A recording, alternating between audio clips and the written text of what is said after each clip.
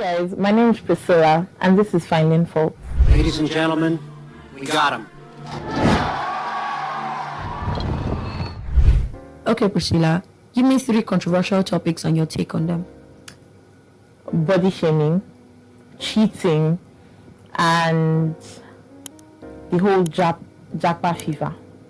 Okay, let's go with body shaming. What's your take on body shaming? It is wrong and unfair. What is body shaming? Body shaming basically is when people decide to have comments about your body height or basically how you look in general. Okay. In a negative way. What comprises body shaming to you? What would you classify or qualify as body shaming? Give me an example. Calling somebody fat. So you're calling somebody ugly. Or basically making fun of people's dark knuckles and say, oh, you're bleaching. When, for a fact, most of them don't bleach. That's how we were born. Let's expand on the first word you used. Fat. You have a problem with fat. I have a problem with fat. Would you call someone short? Short king. So you would call someone short. You do realize they are the same category of word. Well, I'm not saying it to hurt your feelings. So how that's the difference between saying fat is doing it to saying it to hurt your feelings. Okay. You know fat is an adjective. Yes. What does fat mean?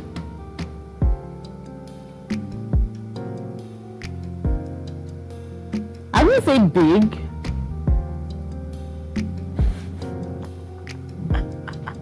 Instead of the word fat, which word will you use? Thick. Call me thick, because I'm thick. I'm not fat. You do realize that most times when they use thick is for slabs of meat. So you'd rather someone calls another person an adjective that sounds like a slab of meat than calling them what human beings would originally use. Fat is basically the same thing. Because you go to the market and you're like, I need chicken fat. I need pork fat.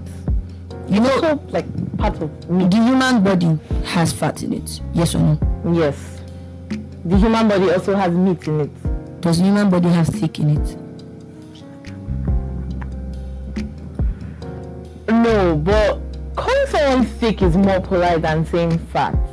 Okay, I'm going back to the word short. What would you use instead of the word short? Petite. So would you call a guy petite?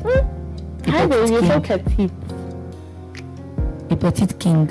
That's why short king is better than petite king. Would you call a guy fat? I will call him big. Fat and big, what's the difference? Fat. Okay, here's the thing. Like the whole social construct, fat has already been designed to sound like an insult. How? It's not the word's fault. It's just in the dictionary. It was innocent in dictionary. Someone decided to describe someone with it. Exactly. The same way when you say somebody's mad. What's the meaning of fat? I have no idea. What's the meaning of big?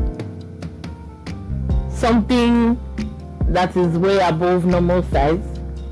So what is fat?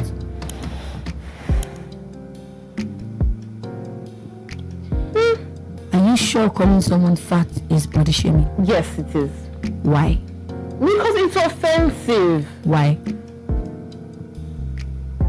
It just is. But big is not. Big is offensive to an extent. If there was a scale of measuring when you call someone fat is way above that. I mean, you go into an argument with somebody and you're like, you this fat goat. They get offended instantly. What's but you're like, hey, you this big goat. They laugh because why? The offensive word there has to be goat. No. So you rather be called. I'm speaking about you. You'd rather be called a big goat than a fat goat. I've only been called nothing. Okay, I think you have not been able to. Because you're throwing blows.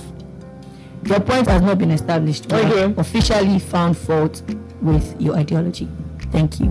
Ladies and gentlemen, we got him.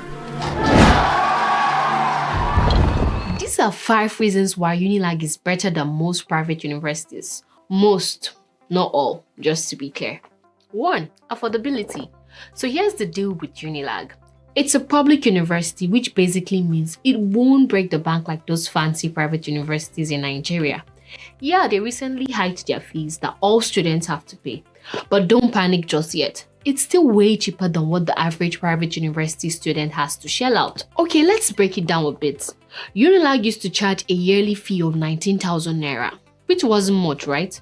But now it's 190,000. Hold on, don't start sweating. It could even be less depending on your faculty.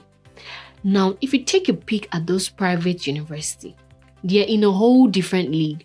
Most of them cost over 700,000 naira a year. And some even make you fork out over 1 million naira annually. Yeah, you heard that right. So, Unilag's fee hike, as painful as it feels, is still way more affordable when you put it side by side those private institutions. And that's a pretty good thing because more students can get a shot at higher education without emptying their families' pockets. 2. Academic excellence.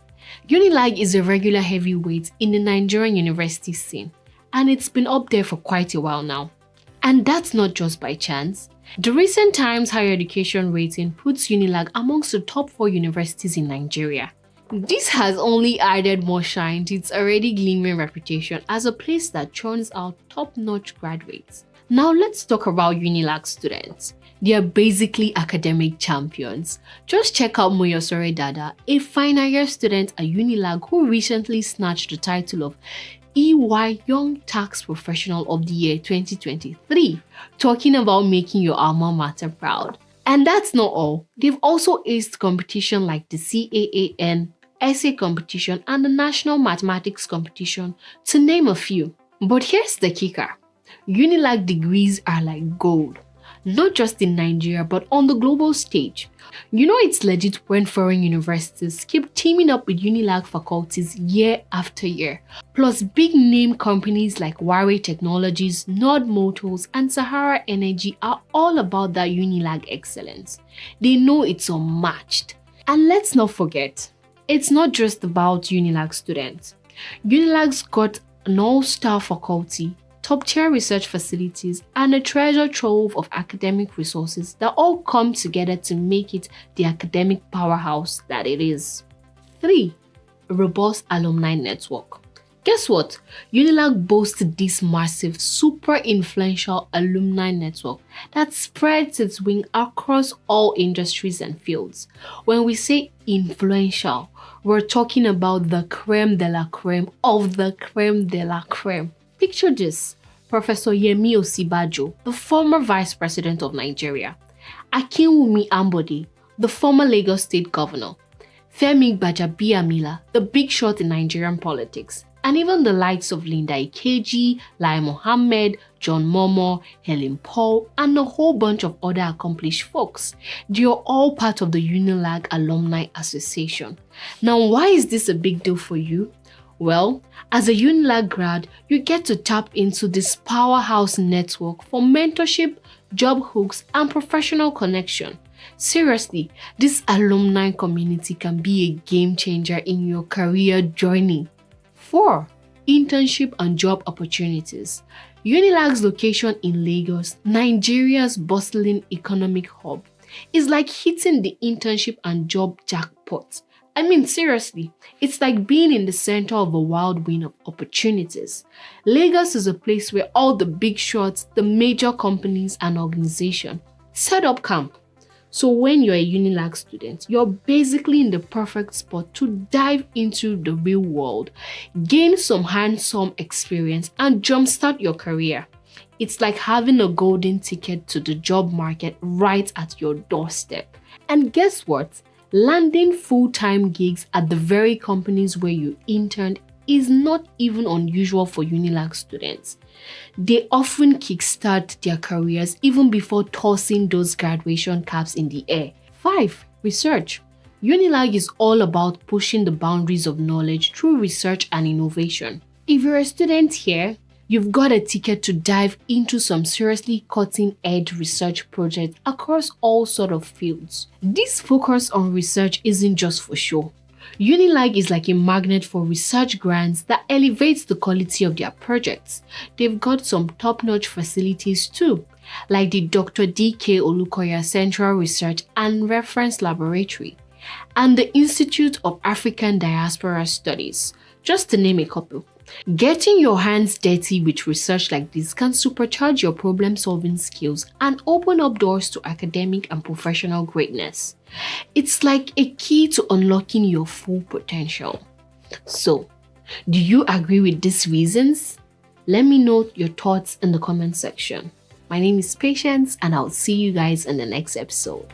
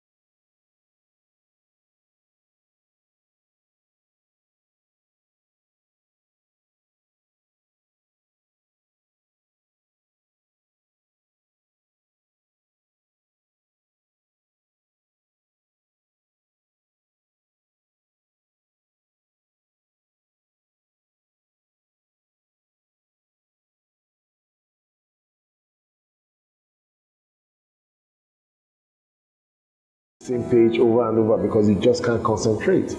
And because you can't concentrate, you can't memorize. And so you won't be able to remember what you've read. And so that's why it's been tied to poor academic performance. So, and then also you have changes in sexual drive, which usually goes low, loss of libido.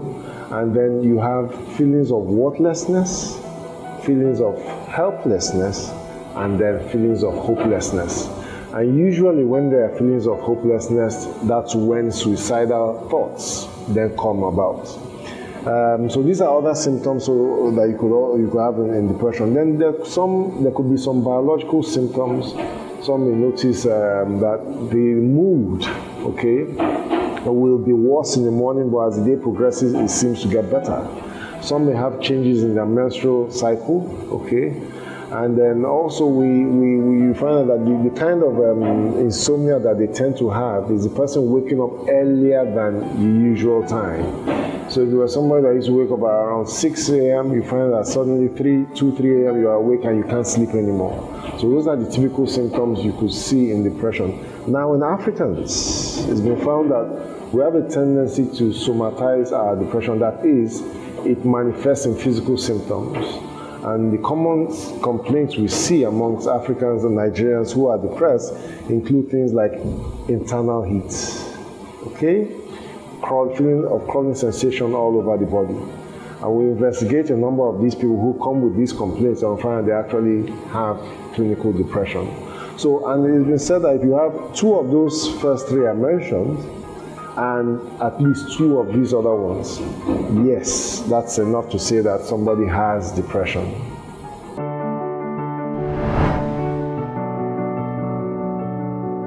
Well, it's first of all people who have had traumatic experiences, especially in early childhood. So childhood traumatic experiences is a common association with people who have depression. Also, major life changes, bereavement, okay, loss of financial status, okay, and then people who have chronic medical conditions like diabetes, hypertension, that is complicated. They are also one category at risk of having depression. Then we also have, for some women, is associated with childbirth. And so they may notice with subsequent childbirths after delivery, they tend to have what we call postpartum or postnatal depression. So these are categories of people. Depression definitely is common amongst women and has been found to be common amongst the young and the elderly. Elderly has been associated with loneliness, especially when one has, in old age, has lost his spouse, children are no longer around. So that loneliness, isolation, has been found to be a precursor for depression. So those are some of the categories of people that could have depression.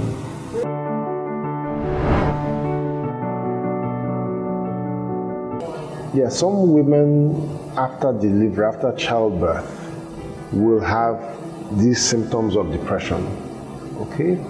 And usually it will start within a month of delivery, and it could linger on. It's different from what we call maternity blues, which quite a number of women can have after delivery. You just notice that they are finding it difficult to cope with a newborn baby.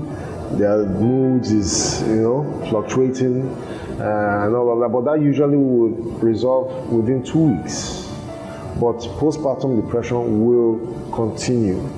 And it's a big concern because, one, it will appear as if the woman doesn't want to take care of her own child. So there's a tendency to even neglect the newborn.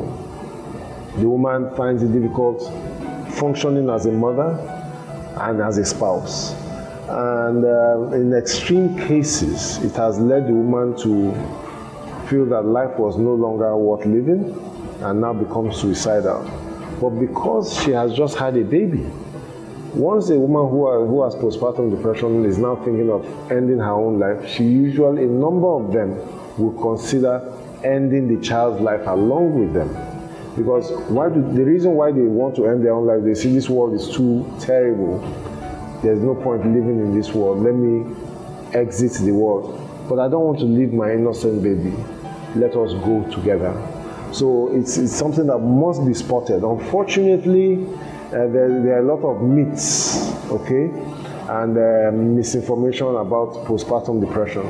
Firstly, when a woman has postpartum depression, the family members tend to take the baby away from the mother, which is not advisable. Because by doing so, you deprive the mother and child the opportunity to bond. Some believe that a woman should not breastfeed because she may transfer, which is not true. Okay, so there are a lot of myths, and instead of helping the woman, culturally, some people will make it worse for her and make her depression worse. So we're trying to educate people that, look, these things happen. When you see these things, it's not a spiritual problem, it's not that the woman is possessed, but it's a medical condition called depression, and it's very treatable.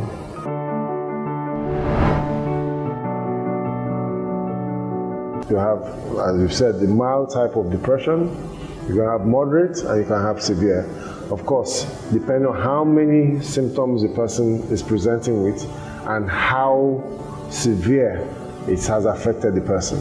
So So typically in mild depression, usually just two of those core symptoms and two of the other ones, okay? In moderate, usually a total of 6 symptoms, 2 of those core ones and 4 of the other ones. In severe, usually 8 or more. So that's how we clinically categorize it. Okay, but also the occurrence of psychotic symptoms, that is, association of hallucinations, where the person also now begins to hear voices of unseen people or is seeing things that are not there. Even if the symptoms are not up to 6 or 8, it is still considered severe, because those are severity associated symptoms.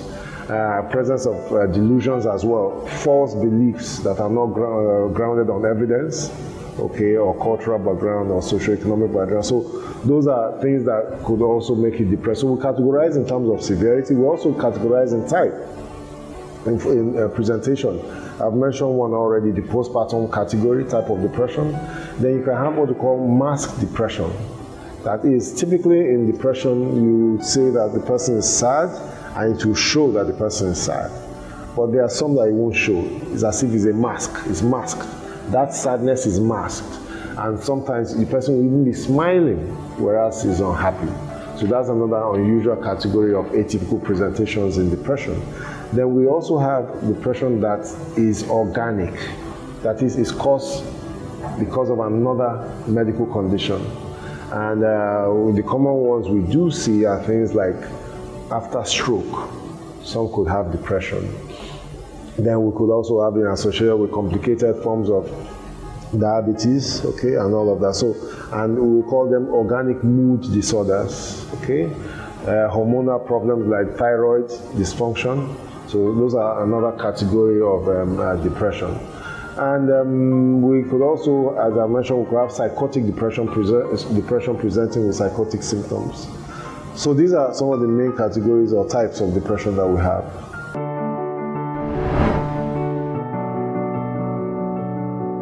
Okay, I said minimum of 4, 2 of those core ones and 2 of the other ones.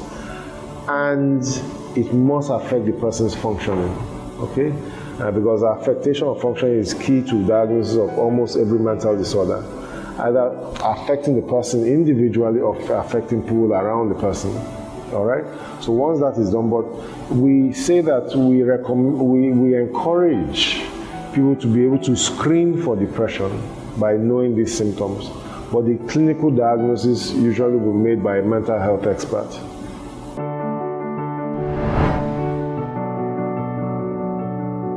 Well, the stigma associated with mental health disorders is the same, whether it's depression or others. However, it is the self-stigmatization that may differ.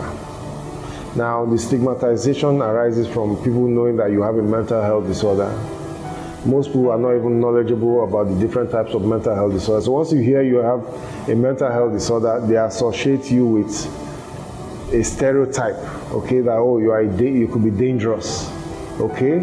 And because of that, it leads to prejudice in interaction and then discrimination, and then that's how we have stigma. So that's from the outside, okay? But the greater problem is that of self-stigmatization, okay? That is the stigma that the person themselves, okay, subject themselves to. So because you've lived in a world where you know that people with mental illness are looked down on or derided or ridiculed, and you have sometime in your life been part of those who ridiculed or derided them, and you now find yourself suffering from a mental health disorder. So that's what we call self-stigmatization. You will not go for treatment. Initially you are in denial and all of that because you don't want to be associated with something that you used to make fun of in other people. But depression, because it's been such loosely used in late terms, to the point where it almost became fanciful because I have depression, okay? So the self-stigmatization is less, okay, compared to the more severe forms of mental health disorder. So that's the only difference. But in terms of outward stigmatization, they are generally the same.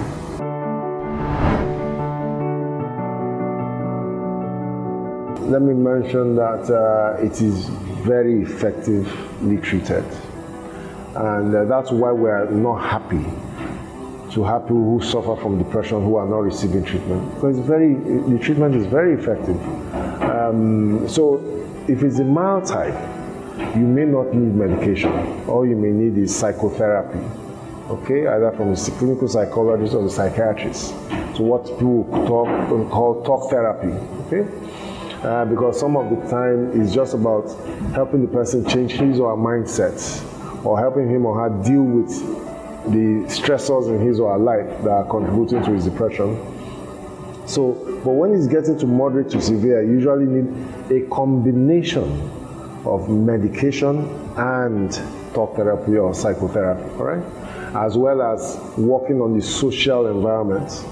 And so that's why we talk about our approach to management being biological, psychological, and social.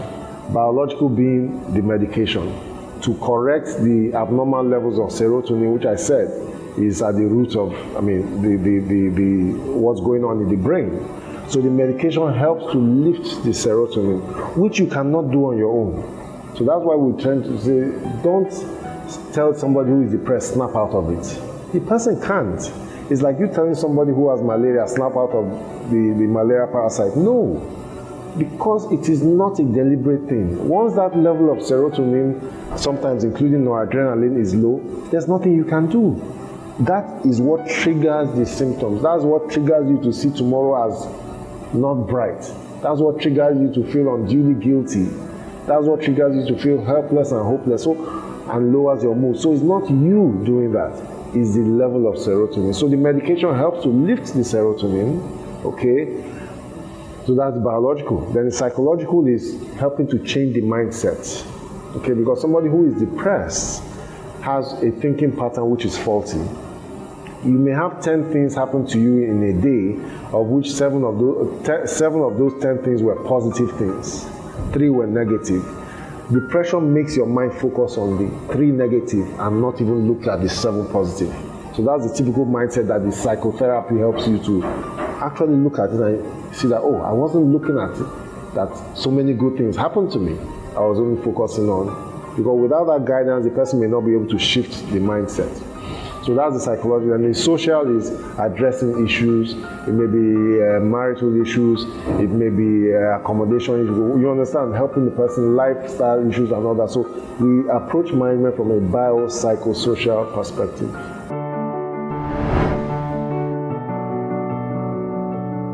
Point in time have shifts in mood from low to high. Feeling sad occasionally. So that's normal. That's part of normal day-to-day life. Okay, you're not meant to be happy all the time, all the days. No. There will be fluctuations. But are those fluctuations persistent? Okay, is the persistence that makes it a problem? Okay, and when they are not just persistent, but they affect your functioning. So those ones are normal, but once it's going to the point where it's now affecting how the person carries out his or her function, whether at home, at work, personal hygiene, grooming, all those things, yes, then it's a problem. Otherwise, it's normal to have fluctuating moods from time to time.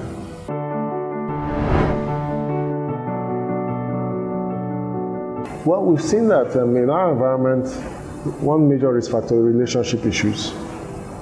Quite a number of people who have called our hotlines or who have needed intervention who had relationship issues. Relationship issues, not just marital, okay, but it could be relationship issues with family members, all right? It could be relationship issues, boyfriend and girlfriend, relationship issue with classmates. So we found that people not being able to deal well with challenges in their relationships that they value relationships really, that's a major stressor. Then yes, financial downturn, okay, poverty, unemployment is also a stressor, okay. Then like I've said, people have chronic medical conditions that have been complicated, okay, especially those of them that are stigmatizing.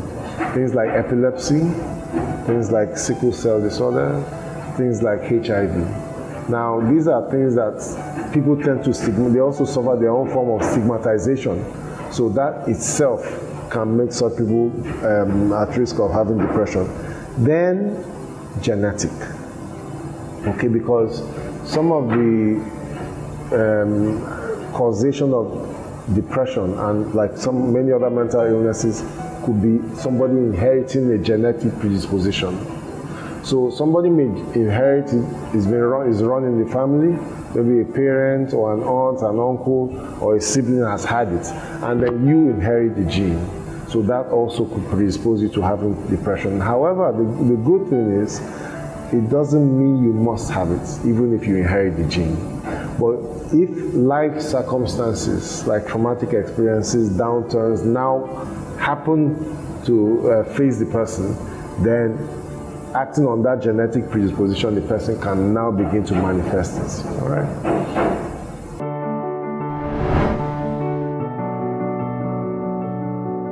Well, unfortunately, the main support system we have in this part of the world is the family. Okay?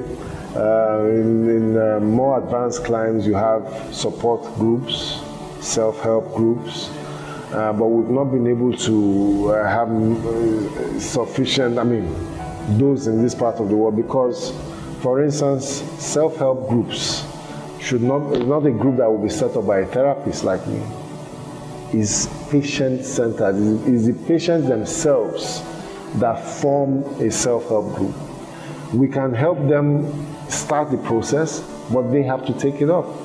Because it's not something, you're not directing somebody as if you're treating. No, they come together, share their experiences, and support each other. Okay? So we don't have many of those here because of the stigma. Most people don't want to start something like, I'll be seen as having a mental health. But it's very, very helpful because gradually the family system, support system we have in this part of the world is declining. That's the truth. As we become more globalized, more modernized. So unlike before when we were truly our brother's keeper, it's no longer the way it was some 30, 40 years ago. So it's now becoming more, westernized, whereby you don't even know your next door neighbor. So because of that, because we had that in the past, we didn't really have so much need for these self-help groups and support groups. But because that is dying down, we now have come to a point where we need more support groups and self-help groups.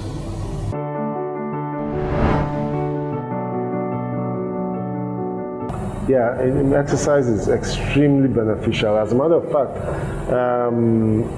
studies have found that exercise 2 or 3 times a week, probably about totally 6 to 9 hours, okay, improves cognition and mental health symptoms for people with schizophrenia and people with depression. So it is definitely, and there have been extensive studies among people with anxiety as well. So exercise is actually recommended. The European Psychiatric Association, for instance, recommends that exercise should be incorporated into treatment of mental disorders as part of the treatment regimen. So that's the value of exercise, aerobic exercises. Okay, so definitely it's beneficial. The challenge we may have in this part of the world is that a number of the psychiatric facilities may not have the ambience that supports exercise. But again, even in the wards, we can encourage it. Okay, so exercise is beneficial.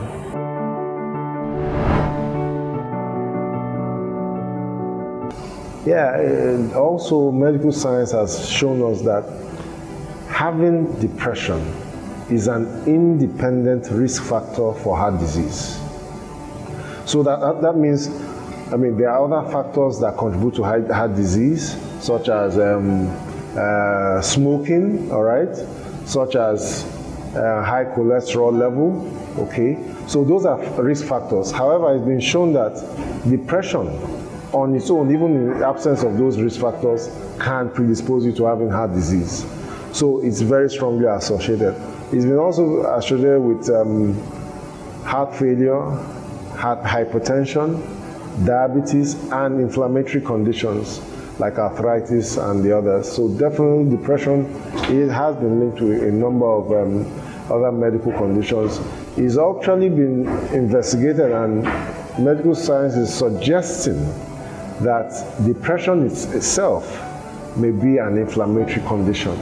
And so all these other inflammatory conditions that we know, all of them have the same template, so one can affect the other. So it's not surprising that we do see that people who have depression are at risk of having some of these other medical conditions.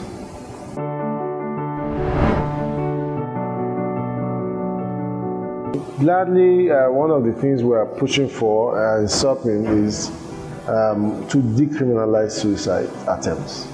The idea behind decriminalizing it is to the understanding that we now have, which we did not have some 50, 60 years ago, that it is a medical condition that leads people to attempt to kill themselves. As we now know that over 90% of those who died by suicide had depression at the time of death. And depression is a treatable medical condition. Unlike in the past when suicide was viewed from the point of view of social irresponsibility, and that's why it was considered a crime in, virtually all countries in the world.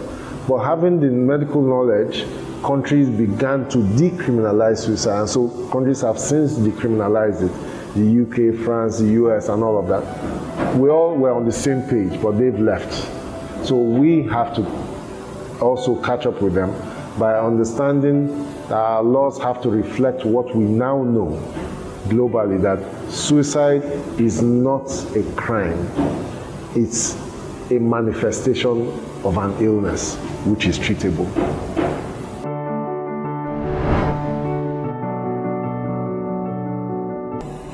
Well, one of the common challenges is funding their own treatment.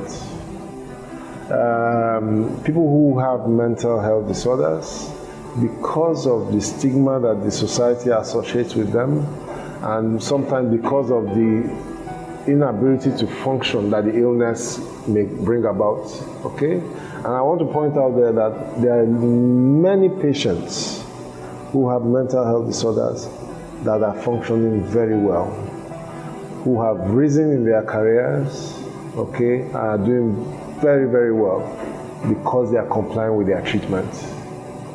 So having a mental illness does not mean that somebody cannot function.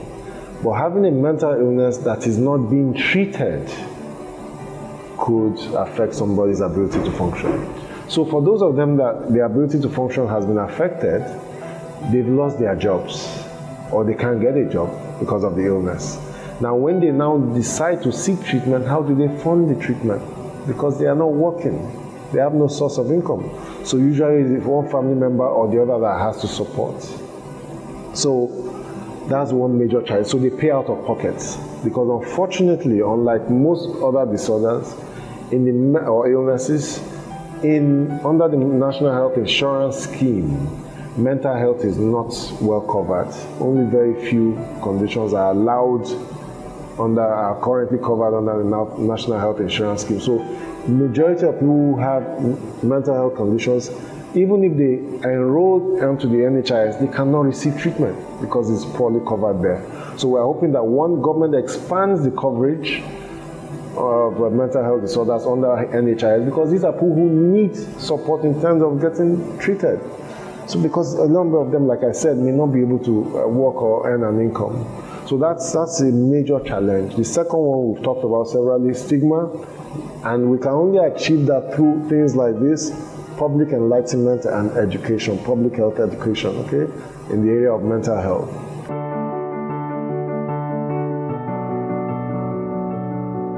Well, number one, like I said, you may not be able to prevent those who may have genetic predispositions. Okay, that's something you can't prevent, but you can address the issue of other factors that can lead to people becoming depressed, mainly in terms of managing one's stress. Okay, so stress, especially even particularly those who know that it may run in their families, okay, or they've had one member of the family who has had depression. So they don't know if they already have the genetic predisposition. So such people need to be able to manage their stressors very well, because it's very important. So stress management becomes key. Also, addressing other issues on time. Like I've said, who have chronic medical conditions, you have diabetes, you have hypertension, address them so that they don't become complicated and predispose you to having depression, okay?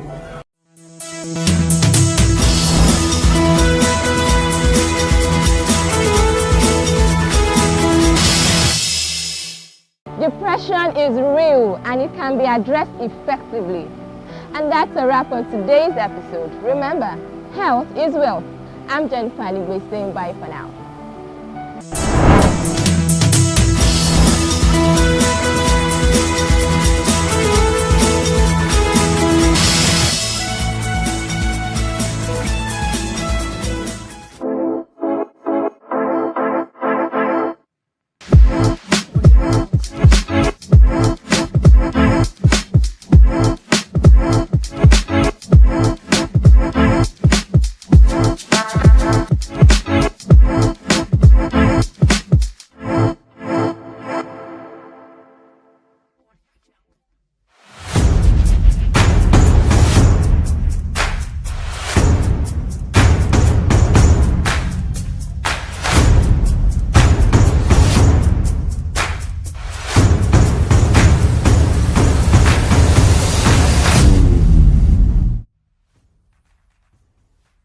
My name is Orolua Akerele and I am a project manager. My name is Spine Christopher John. I'm a podcaster, I'm also a production manager. I have done mostly theater related stuff and a couple of, film productions, but basically I manage projects and productions. And this is Inventive Dimensions. This is Inventive Dimensions. Today we'll be analyzing the ad for the General Bitters. So let's see how it goes. For the longest time, the people have waited.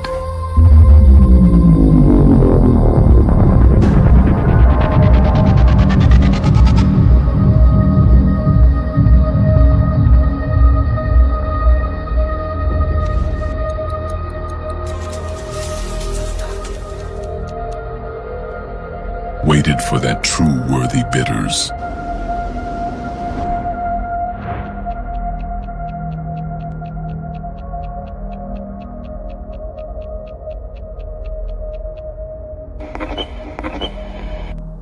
I'm not here today to bore you with mere fallacy. Neither am I here today to take much of your time.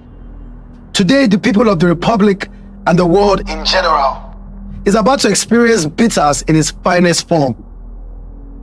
Today, I am pleased to announce to you that finally, the General is here.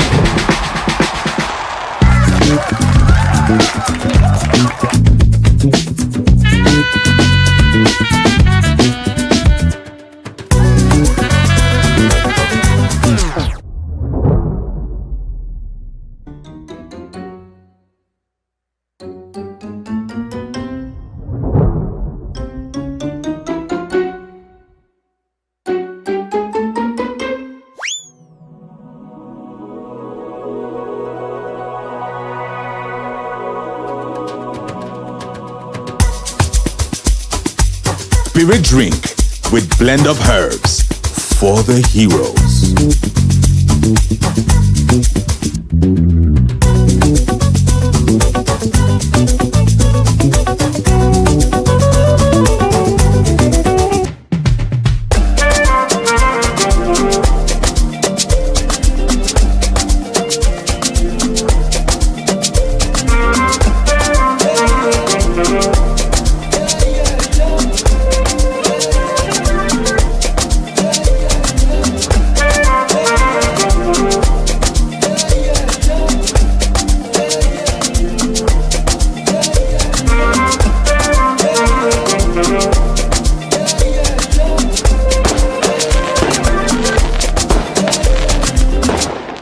The General is here.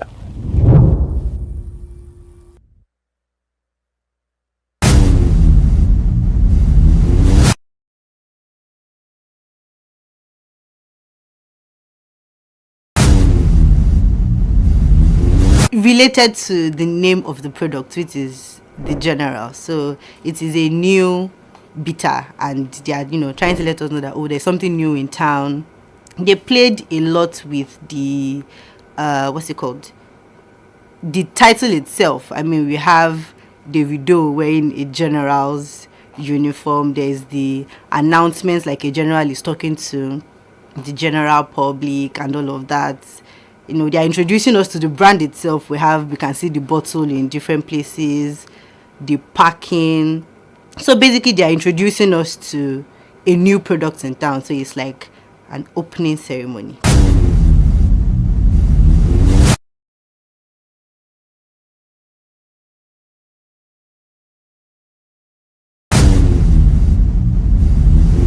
I don't think this ad communicated anything to any target audience. First off, the beginning was so disjointed. It was looking so muddled up. It's a star-studded advertisement because I can see Chidi Mokeme here, I can see Davido here, I can see Sheun Kuti, I see Pokoli is here, I see Zlatan Ibile is here, I see Shola Shobowale is here, I see Zubi Michael is there, I see Casey is there. So he didn't utilize this artist very well. They did not at all in any way utilize them. Because all I can see here is, I see Mr. Macaroni there, I see Nas Boy is there, I see Sabinus is there, I see Brain Jota is there. Why not try to make them do skits about the general bitters? Just, maybe it's just like 30 seconds, 40 seconds, 1 minute. Try to have them do different skits, because you just bringing them all together in one advertisement, they look totally useless. Especially the scene that has Nas Boy, Brain Jota and Sabinus in one particular location. It looks disjointed. Then you have Chidi Mokeme and Shola Shobowale. They are trying to bring in the King of Boys, then Scar kind of thing. Okay, I understand that kind of contrast, because they are both in the movies. They both portrayed villain kind of characters. So I understand them to some extent.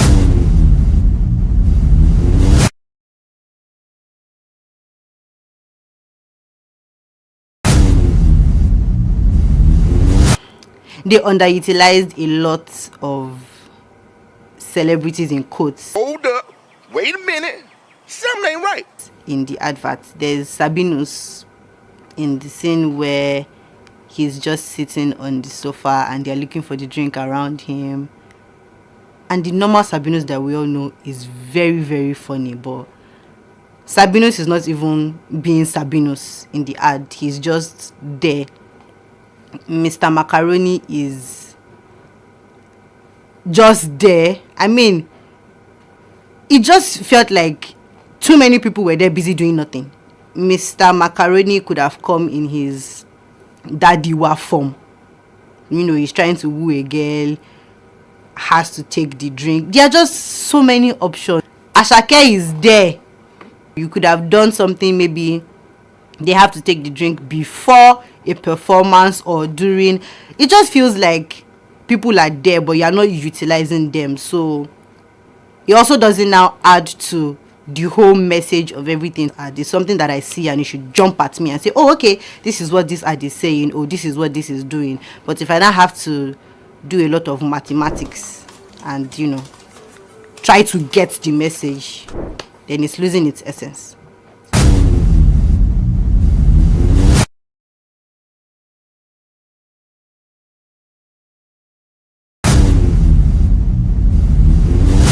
I mean, it's your brand, it's your product. You decide the message you want to tell us, but then how do you send that message to us is where the issue is.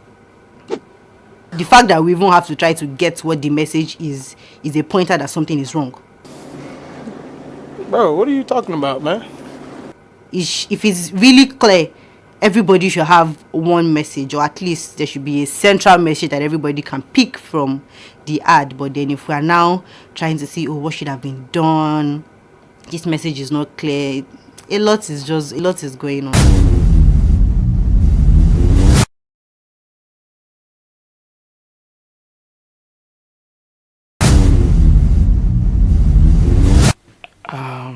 from what I see, it's more of the youths, because I can see majority of people I see here of like 20 and above to like maybe their 30s in terms of youthfulness. But yes, just of also penetrating to the older audience, I see Shola Shobowale, I see Chidimo Keme, I see Sheon Kuti. So okay, they are more of like the maybe 40s and above. But what I see here is majorly for the youth of maybe 20s to like maybe 35, 36.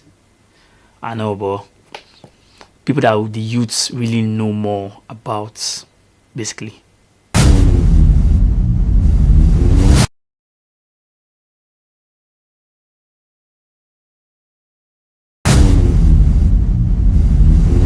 Based on faces, celebrities, they tried. They have a lot of people in that video. I mean, when you see, they say, "Oh, look at this person! Oh, look at that one!" And there are a lot of things that it's, the young generation might be able to relate to. You see a scene from King of Boys, you can say, "Oh, this is this." You see some of the people in those movies. You see musicians. To an extent, they tried, but it's all about the people, really.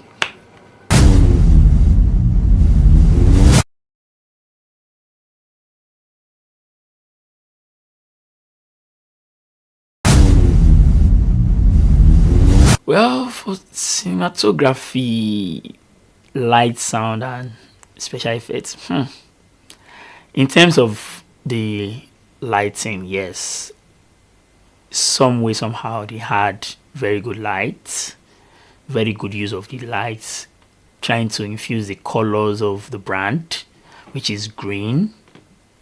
Very amazing. Trying to have fireworks and all. Okay. Well presentable, but there's still a lot of buts there, because in as much as we're trying to infuse a lot of lights, I felt they used too much of it. It's a colorful video, but when you have just predominantly green, red, try to infuse more colors into it. Balance of colors. Well, they try to do it more with the casino scene and maybe the barbing salon scene. Yes, those were a nice use of colors, but apart from that, work in progress. Sound, amazing. Sound was very amazing. Infusing of the general and everything works very well for me.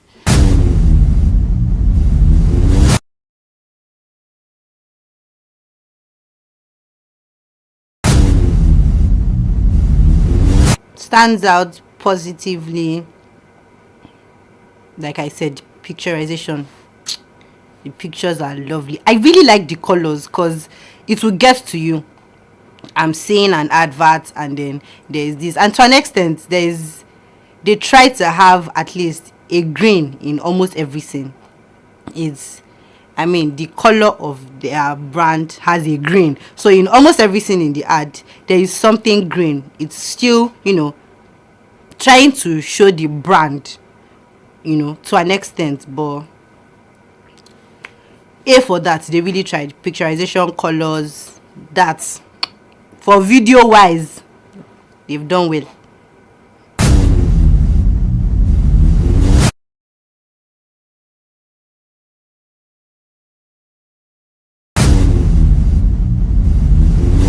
Brand logo. The only time I saw the brand logo in this ad was when I seen the general, the plastic of their the content of their drink. Other than that, those like the only things I saw that really best portrayed the general and all. But in terms of the brand logo, in terms of brand colors and anything, nah. Yes, they use the colors well. The casino, yes, that's why the only place I saw the green, because the color of the brand is green. So that's why I really saw like green use of the color, the brand colors and everything. Yes, self-explanatory. But apart from that,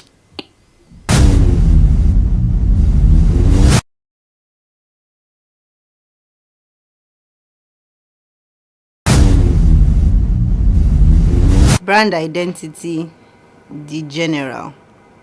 So the general is supposed to be somebody in charge, right? Oh, well, like I said before, almost everybody in the video is trying to be on top of their game. Ashake, Fela, Shola Shobowale and King of Voice. Maybe the skit makers, they are, at the top of their game. In quotes, they are the general of whatever fields that they are. So yeah, but I think the main thing that they really used was that general. You can see, is it Obi Kubana?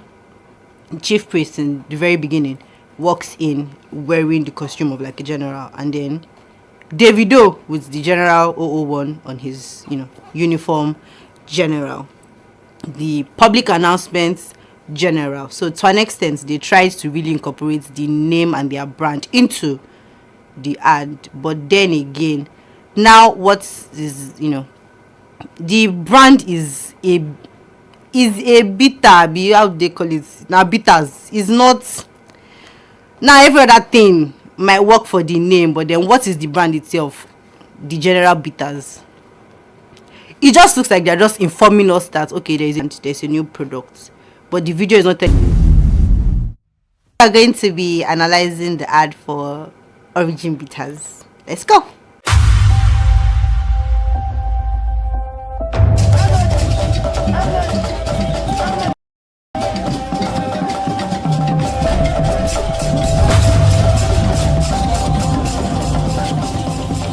I am my roots.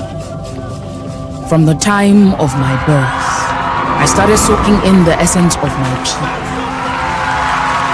our values, our way of life, rooted in the chambers of our history. My culture is me. It is what I answer to. It is what I wear. It is the poetry in my equal. Spirits, winter be overhot. When I get my yap out down, I'm cool and not. My roots are sacred, like the beauty that is in their tigi, the call of the talking drum, the tenacity that drives a hopeful people.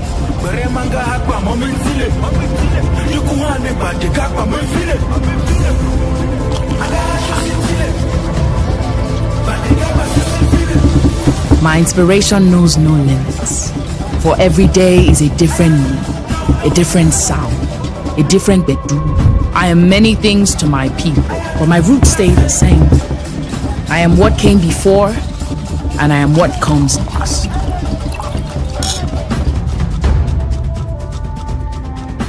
I am deeply rooted. Origin, my roots, my power.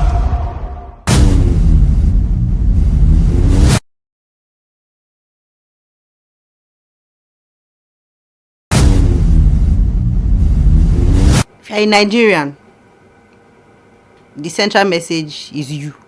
I mean, the ad is about your origin, your roots, wherever you are from, as long as you're a Nigerian. Even if your tribe or your state is not in the ad, you can relate with, oh, I know this tribe, oh, this is this person, or this is this tribe, or this is their food.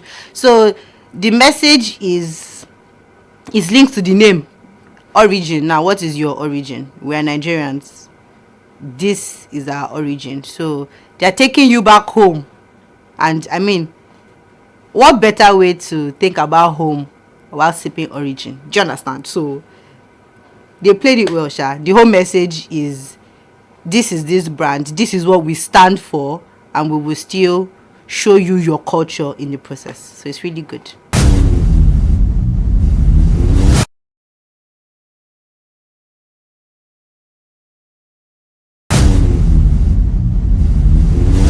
In my opinion, if I would rate it, I'll rate it a 7 over 10. It was pretty much straightforward, direct. But yeah, you can't do some things without having some loopholes and all. But in terms of someone's creativity, being someone's creativity and someone's idea being brought out, amazing. To a large extent, amazing. In terms of colors, in the use of the different cultures, I can see the Calabar culture, I'm seeing the Yoruba culture, I see the Igbo culture, blend of different cultures, which is very amazing, which pretty much entails the content they are trying to pass around. Culture, origin.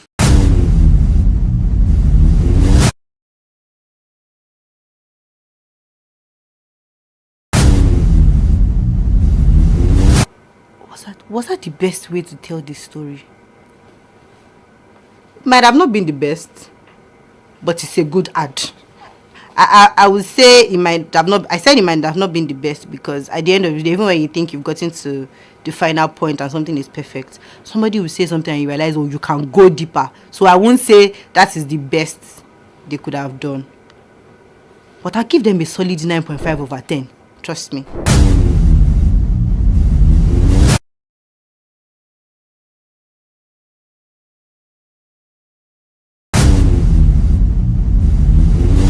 Overall, amazing. Starting with the colorful origin and seeing dancers, traditional. First of all, you are saying something is origin. You have to go back to the roots. You have to give us something of the roots. So, seeing the traditional dancers, amazing. Seeing the pictorial stuff, amazing. The lights, the cinematography, the costuming, the infuse of sounds, the infuse of different works. I see a lot of voiceovers, and I can see the lady talking on the boat. Great. I can see someone fishing, frying fish. This is something that they took serious consideration into, and I must give the content person that wrote this script a kudos because this is a amazing work of art. You don't see things like this, clearly detailing what the company really is all about in just, let's say, 90 seconds. That's a clear detail of whatever the content or whatever the company or whatever the content is all about. Well detailed in 90 seconds. Amazing. Picture quality is fine. Sound is nice. In terms of voiceovers, well used. In terms of the different models used as well. Amazing. Self-explanatory. Wonderful work.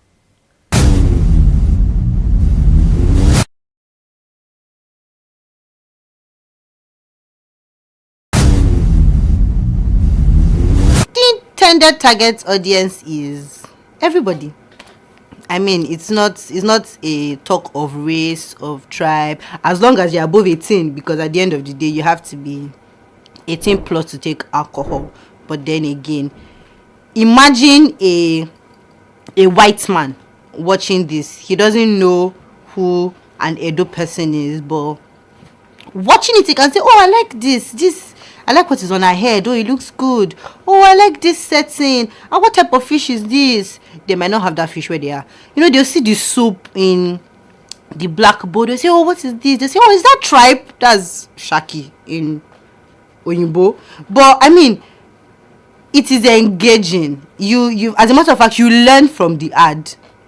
You might see something and you say, oh, what culture? Even me that I'm Nigerian. You see something, you're like, okay, what is this? Who is this? And then you want to check. So and then the kind of faces in the adverts are indigenous people. They, there is, I think her name is Ara, the talking drummer that has, and first of all, she's a lady that, uses the talking drum, and then her hair is always extremely long, it's on the floor.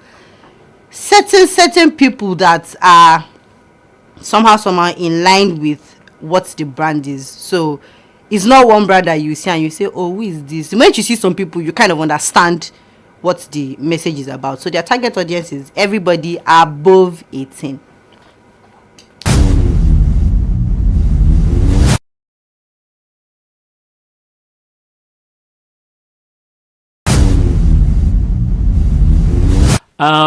For me, creative elements that really made this stand out for me, because the brand ambassadors of this brand, I see Basketball, he's a comedian, so you brought in the comical part of his life on stage. Amazing. I see Ara, she's a talking drummer, you brought it, he incorporated her. I feel what they did was incorporating all their brand ambassadors line of work, because you're trying to tap into their audience. You're trying to infiltrate into their audience. You're trying to infiltrate into their markets. So you have to make them do what they are known for, incorporating what they are known for in this. So it was self-explanatory for me. Amazing work. Kudos to the content writer again. Kudos to the content writer.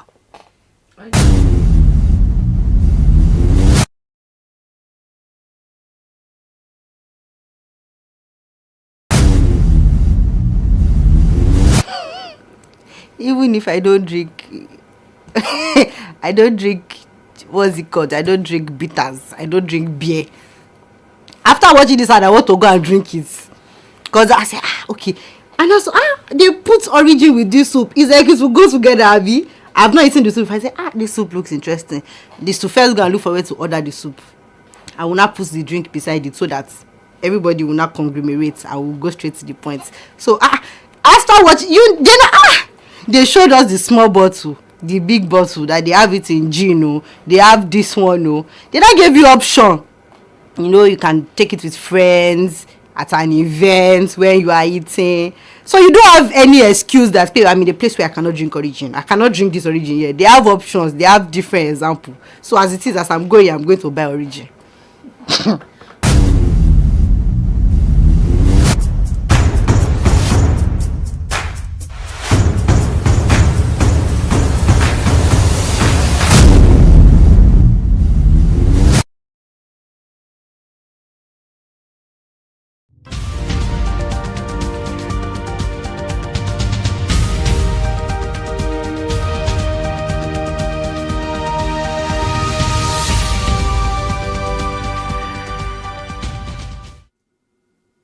Good day and welcome to another exciting episode of the News Review.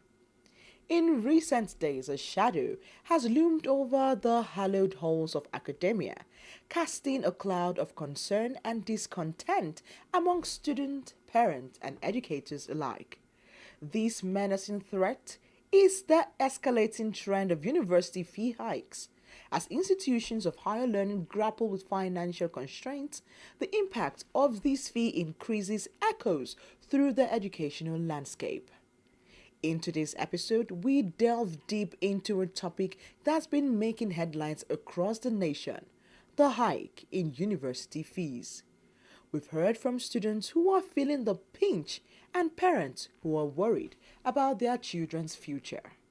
Today, we will be seeking answers to why university fees are on the rise, what it means for students and their families, and can universities continue to provide quality education in the face of budget constraints? To shed light on these questions is a woman of many firsts, the first female and 13th substantive Vice-Chancellor of the University of Lagos. I'm Vina Peters. We'll go on a quick break. Stay with us.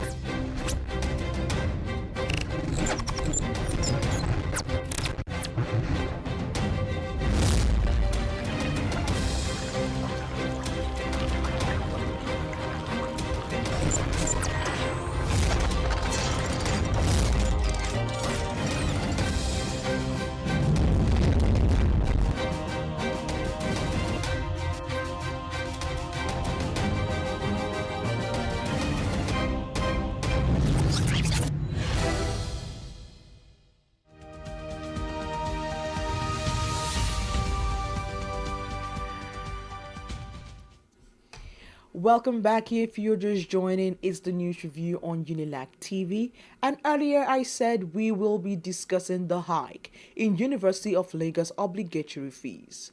Earlier today, in an exclusive interview, we spoke with the first female and 13th substantive Vice-Chancellor of the University of Lagos, Professor Folashade Ogunshola, FAS, on the issue. Take a listen. So welcome to the show, Madam VC. It's been a pleasure.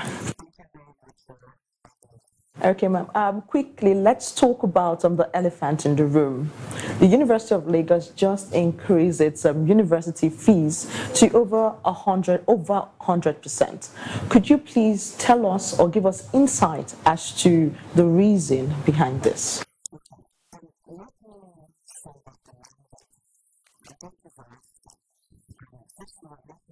mention that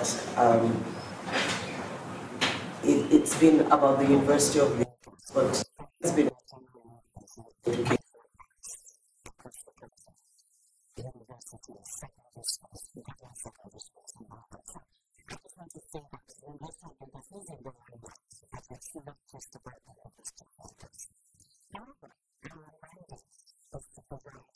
education.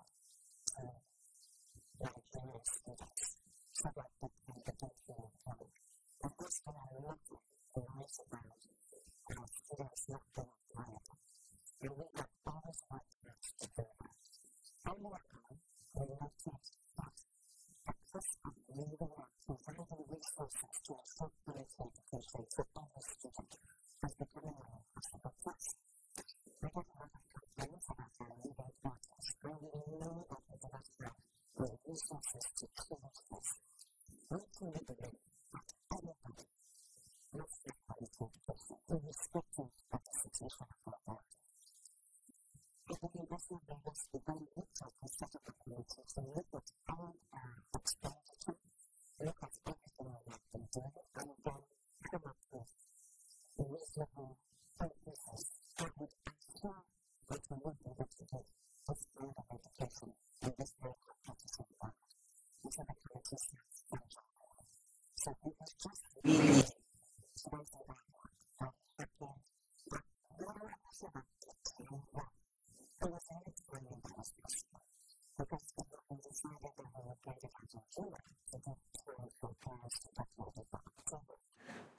fuel subsidy occurred.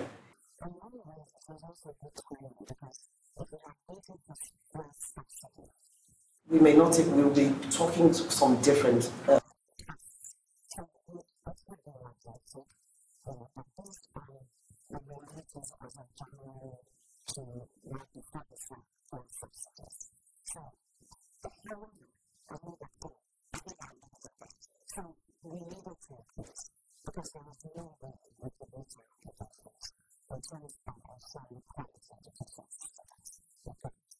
You just spoke about quality education. What exactly are the measures that have been put in place to ensure that these students actually get that quality education? at University of Lagos. If we're going to be globally competitive,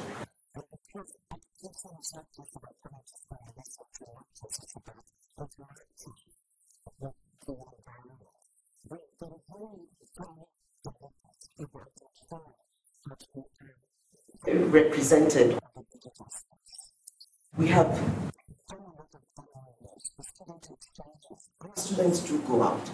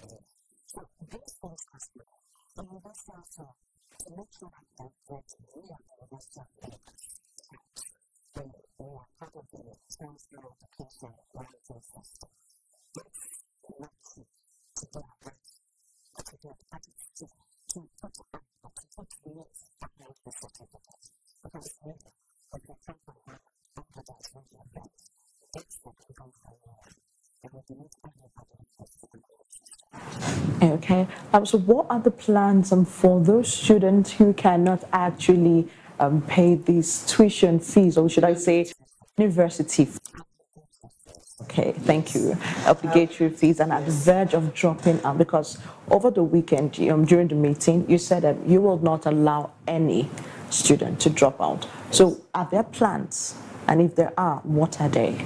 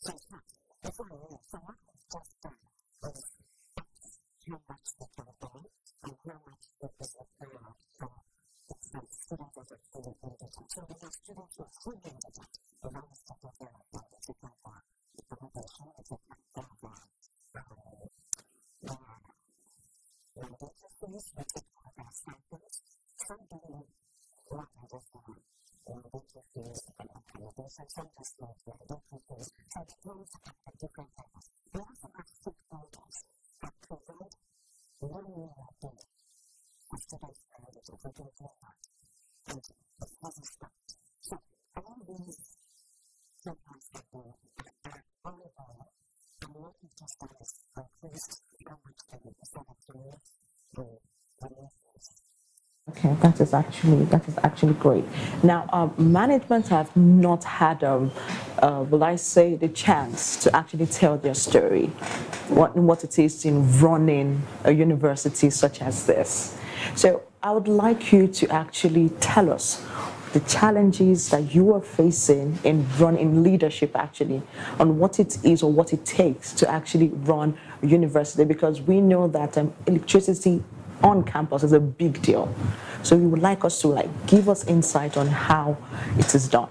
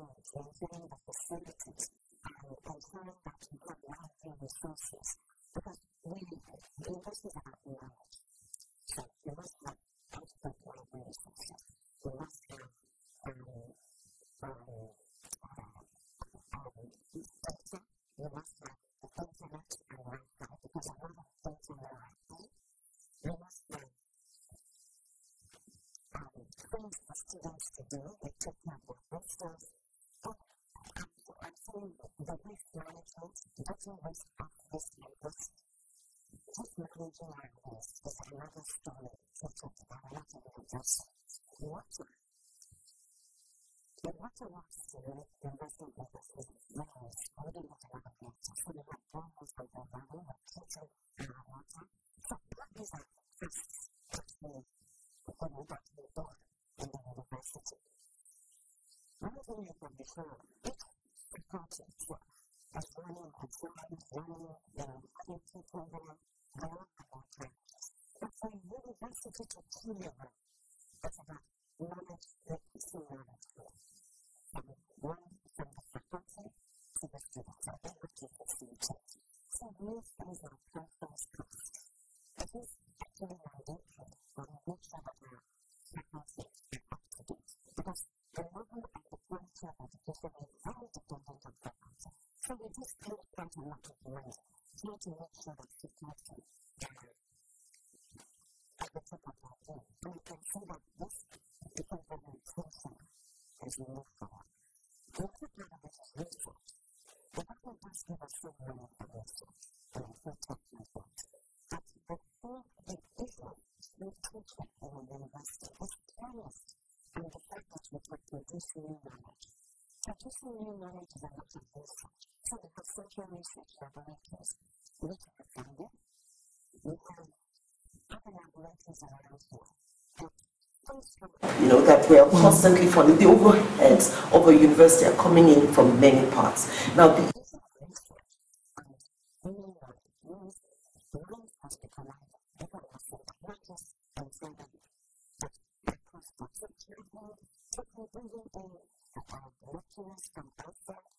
some of these we have to pay for because our job is to ensure that we are constantly feeding the information and the minds and exposing the minds. We're actually working on the minds. So it's very, if we look at all this, everything is service. No one is going to very because I've managed to make sure that the universities are so good that people can come in. When we do that, then something reduce spaces for all students. And we must just get the university to a good start. Right now, when we are doing the right thing, it's a lot of money that we have to spend so that we can achieve the requirements to be right. And that means we will have to pay money to do that. Recently, we started international accreditation because if we have international accreditation, then we can bring in students from Canada because then it's valid. We can say it's all for failure. Now, every time we do Nigeria, thanks to bringing international students, which will further improve the quality of our certificates and the quality of our students because then they are interacting. Again, the requirements are we have to get to bring our services up to a certain standard. And I think that's what Nigeria is not. Nobody wants to see people. I don't believe that irrespective of the revenue from that part, we should be able to expand to have a bigger people. The university should be a turning point in life, not just the sort of maintain where we're coming from. into the university. And not just in terms of knowledge, but in terms of the whole perception, the socialization and so on. That's what things have to happen at this level as well. And we work on that.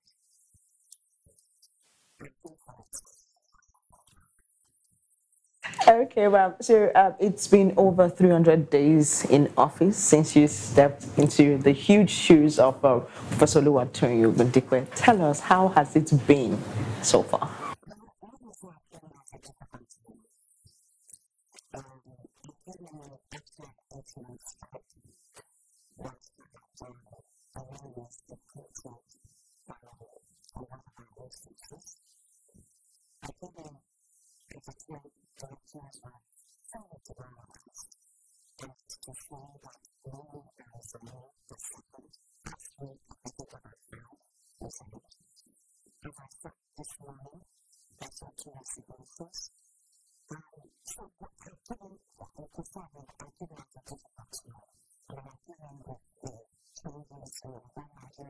sources are all subsidy has done. It's not all bad. It's not all financial. So let's take some right decisions because I believe that the fact that things are tough does not mean that allow you to risk. We all have to make sacrifices. And if an investor is going to survive and grow, those sacrifices will be made. But our duty is to make sure that those who cannot increase their fees through incredibly increased fees do not fall behind. So, as I said earlier, no university or investor will drop out because of this. We've always taken care of them. Our students have not afforded to do that. There will be a few more that cannot afford this. But that percentage, before I think the percentage is less than 2% or 3%. So it might go up, even if it's just a 10%. We can't look at that. So we will do that. So that's what the foundation is for. But since I've been here, I had a number of agendas. And those agendas were put across student needs, improving the quality of people, because the university is all about people, the faculty in particular. So training of the faculty, because that's how we're going to deliver our mandate. And infrastructure. So in the area of infrastructure, a number of things have started going. We are already working on hostels. Some might be good. One of them might be completed this year, and we're also developing new hostels, both within and outside. And work has already started.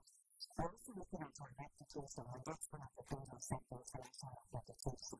We've started the discussions, and we've been told what we need to do for us to be internationally accredited. So that people can judge us based on that. That's going to really put us on the map. And the other one is our finances. Now, it was very clear that after 15 years, 20,000 per annum for the University of Kingston or 21, depends on it. It wasn't working on it. It wasn't worked for very long. And that's how the concludes.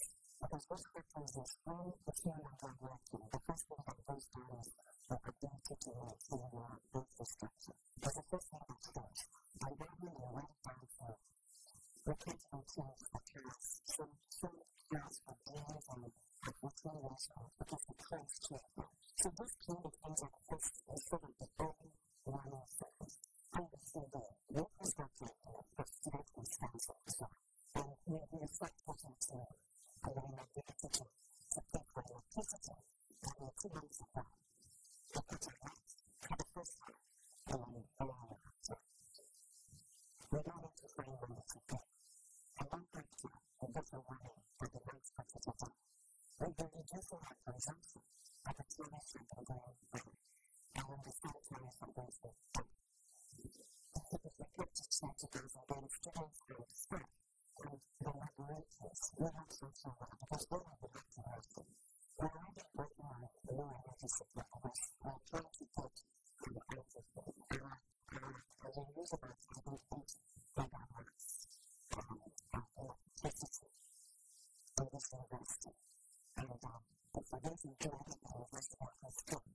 So we've been working on that. The challenge has been at the place where we're very close to the water. Building anything in the university because it's very expensive. So we started off working for electricity. But by the time we got to start feeling like the money was going to go up. So we got around that we don't have the. And so we're talking to a number of people around what we say about alternatives to electricity. So now we're already using and we can work on them, but I cannot take care of what we're going to do and what we're going to say with the equipment because most of it taken care of. So we're already working on how do we improve electricity generation and reduce the cost of it. We've looked at a few local businesses and guest houses to improve their operations so that at least we can get something to subsidize some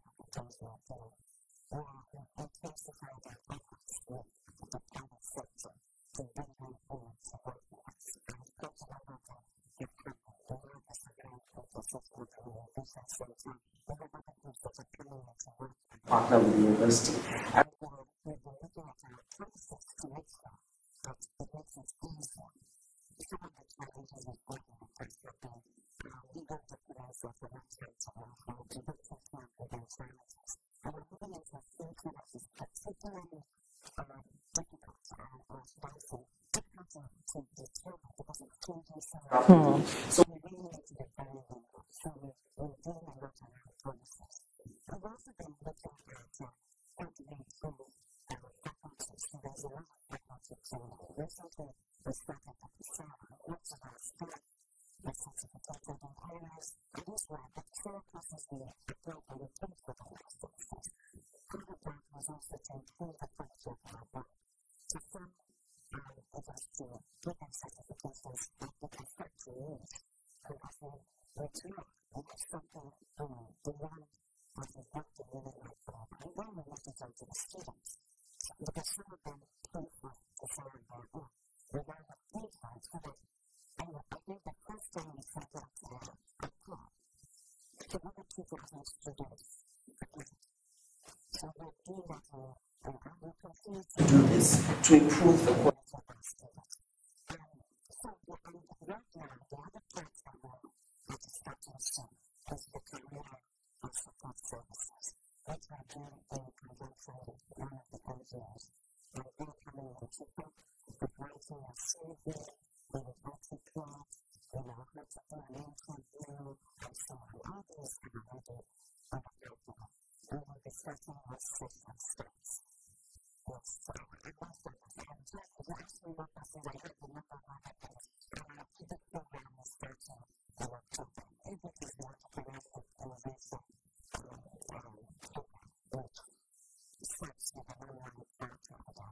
We started it in a small pilot, so we're now deploying it to the whole university. Okay, so what about the installment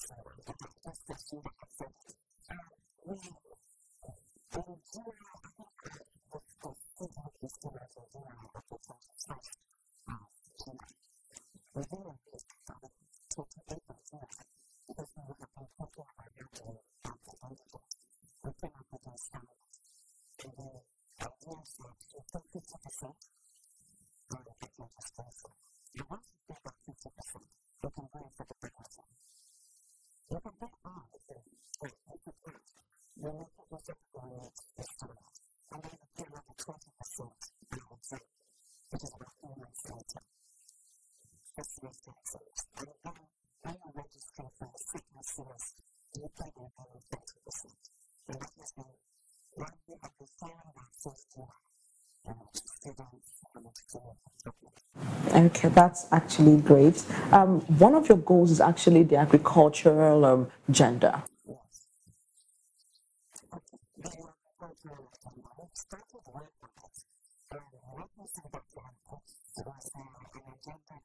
Felt will probably be reaching very obviously. We start to show up more what's happening. And what we've been doing right now is we've identified where we're starting, because we believe that Unilag is important for the food security, which is a major agenda by far. And we're uniquely placed at open up the platform. For us to be able to be pushing and improving our urban agriculture is coming up. So we've identified the position. We've actually covered with what are coming to the settlement of people who are experts in this area. And it was an interesting thing to find out that there are many experts in different parts. And we've come up with a plan. And so we will start to deploy.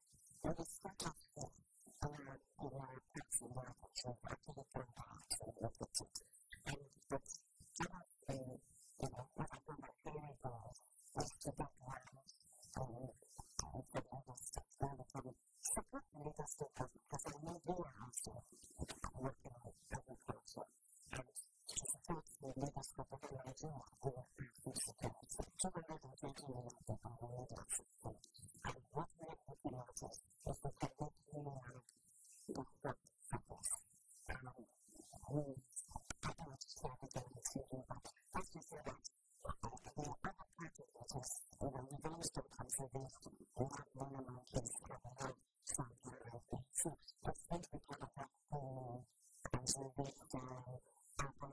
agricultural thing. So quite a bit of it will be done within the controlled environment as we look at our traditional plants and sometimes some of it for agriculture to see how we can bring them back and then how we can increase the yield and kill soil and in Lagos, the rest of Lagos rather than doing agriculture major parts in terms of fish processing and the blue economy with their Okay, that's actually a very laudable project that you're actually embarking on. So we would like to actually put audio visual into that project because we could actually render our services when it comes to agricultural, project series that we actually can actually come up with for your agricultural agenda.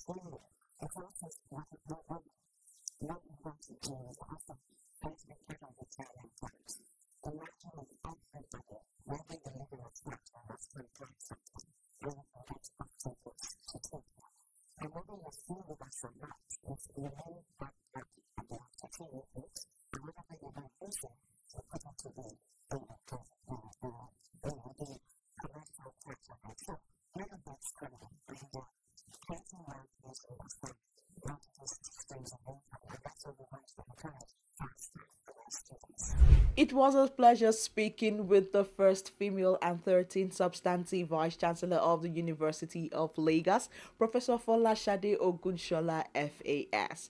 And she has reiterated that no student will drop out of the University of Lagos. And that's how much we can take on the program for this week. To watch more episodes of this program, do join us across all our social media platforms at Unilag on TV. I am Vina Peters. Bye for now.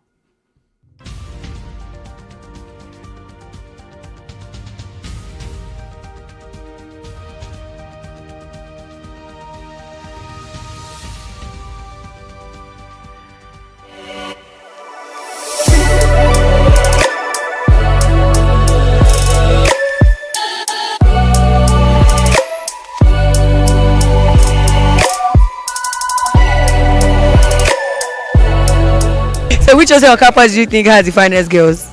Finest girls are I'm not sure.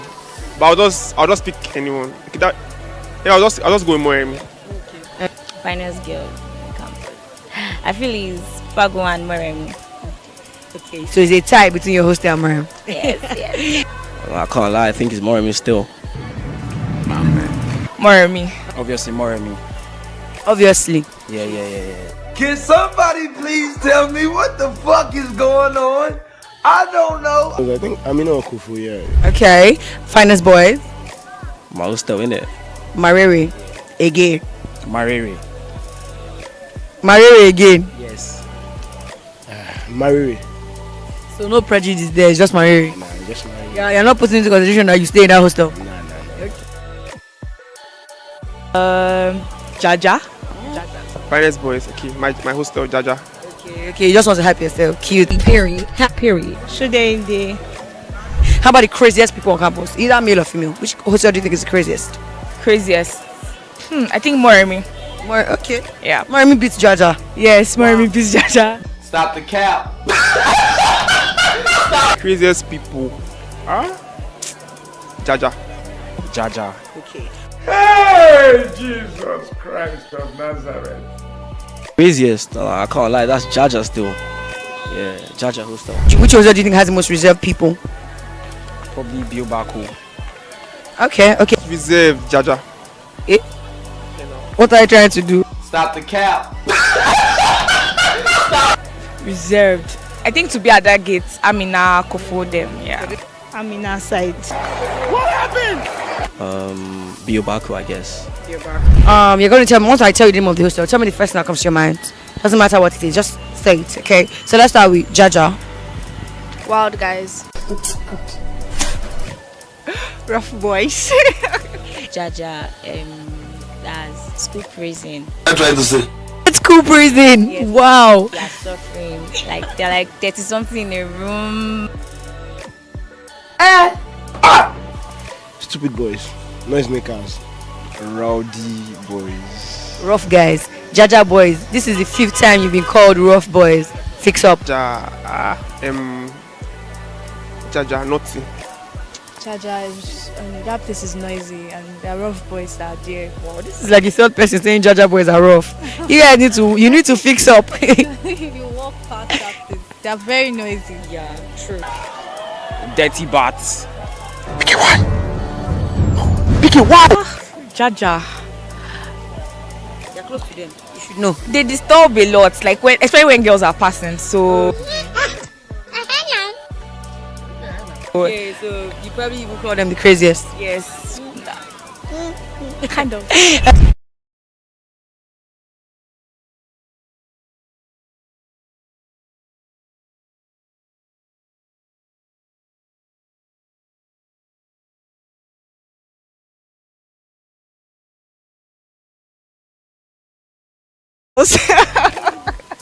Wow!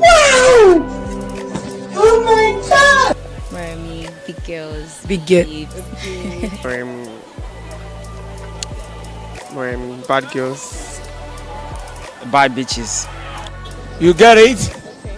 If you don't get it, forget about it. Miami. Miami is there with you. Always like minding their business.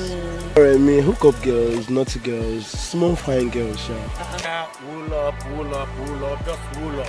Why, especially on the hookup, why do you think they're hookup girls at Miami? Every Friday night, you need to see the amount of cars that park. Okay. It's mad. Cars that I've not seen in my life. Oh yeah, go pull over. Pull over. So Miami, you people are big girls indeed. You're big girls indeed. Okay, should I end? I don't know. More like students that pretend to be rich. Problem. Another problem. Rich kids. Rich kid. Private to still. Shouldn't be. Big boys and big boys. Okay. Shouldn't they boys? I don't really know much, but they are just there. Okay. The normal boys. Or rich kids. Okay, so you just like told the world you are rich. No. You stay shouldn't you said rich kid. The normal kids are big. That's my blowing. How about MTH? That beside you? MTH. They cook the best noodles. That's their pottery. Okay. And about the girls, nothing much, just normal. Nothing special. Yes. Alright. Let's still find out. Okay, MTH. I think they are the entrepreneurs because they are good as